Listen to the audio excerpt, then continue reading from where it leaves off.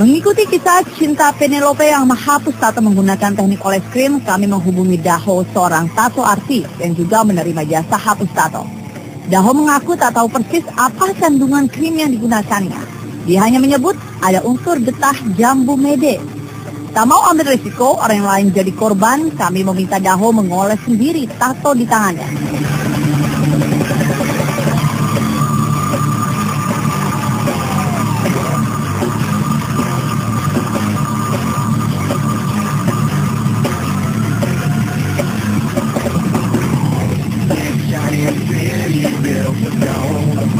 Ya, ini obat yang sudah dicampur sama air buat cara pengerjaan penghapusan tato.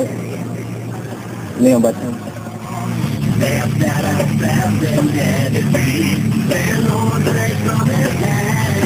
Setelah beberapa lama, tangan Daho memerah begitu krim dihapus.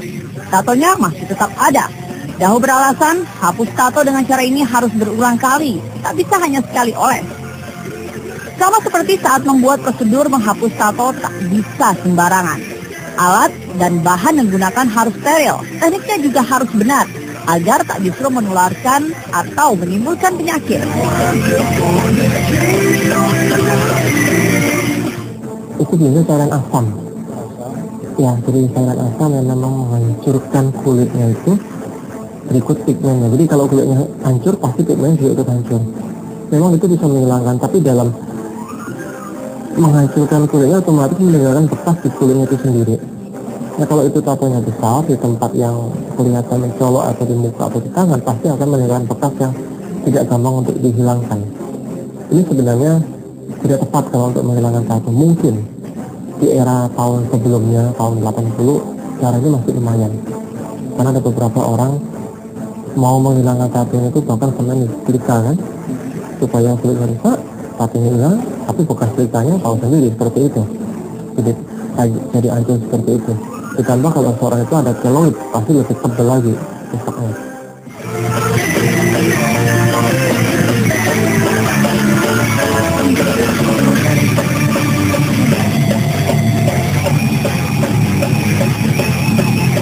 Mempertimbangkan resiko bikin tato atau salah cara hapus tato, lebih baik dengarkan saran pembuat tato dan penggemar tato.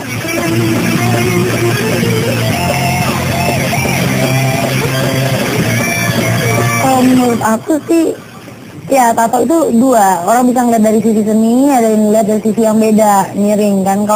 Tapi untuk teman-teman yang belum punya tato dan mau nato, aku bilang mendingan nggak usah, gitu ya.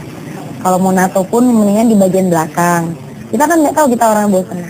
Kalau aku ya, karena aku juga ngilangin tato, jadi buat orang yang mau menghilangkan tato, mendingan pergi ke tempat yang benar gitu loh, jangan sembarangan. Karena kan sekarang memang banyak sih yang aku dengar mau ngilangin tato kesini harganya murah segala macam. Itu tidak jadi jaminan harga murah, mendingan mahal sekalian tapi kitanya juga safety, nggak kenapa-napa gitu. Terus buat tato sih sebenarnya murah banget, nggak sampai yang ada juga bikin tato yang puluhan juta, tapi itu memang bentuknya yang sangat besar gitu kan. Kalau kayak aku gini-gini sih murah, yang di dada tuh cuman 900.000 tapi nilainya 30 juta. Kalau udah mateng banget gitu, gue mau gambar ini dan di sini ya udah ya baru tato gitu. Pokoknya dipikirin banget sih, soalnya itu kalau udah nato ya susah ngilanginnya, dan udah bikin tato mahal-mahal ya mau ngilangin di laser gitu lebih mahal harganya. Terlepas dari pro dan kontra, tato kini banyak diminati kaum perempuan dengan beragam alasan. Yang terpenting harus disadari bahwa membuat dan menghapus tato kedua-duanya bisa berisiko. Jarum dan tinta harus steril. Begitu juga dengan teknik menghapus tato juga harus benar. Jangan sampai menyesal.